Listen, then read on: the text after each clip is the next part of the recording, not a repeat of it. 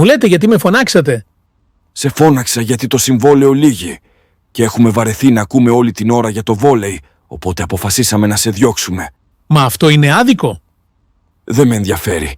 Αν τη μιλάς, φύγε από μπροστά μου. Χάσου από τα μάτια μου και φρόντισε να μην ξανάρθεις.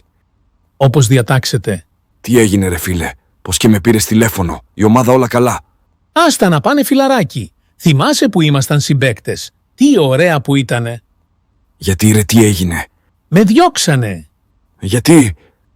Γιατί τους έλεγα πως το χόμπι μου είναι το βόλεϊ. Πω οι άνθρωποι είναι τρελοί. Μην στεναχωριέσαι όμως. Σερβιτόρε, φέρε κι άλλο ποτό. Αμέσως.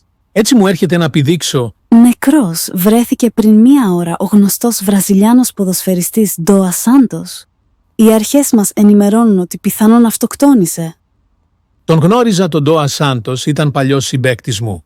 Μου είχε μιλήσει για αυτό το θέμα, αλλά δεν το περίμενα πως θα αυτοκτονούσε. Θα μείνεις για πάντα στο μυαλό όλων ως ο καλύτερος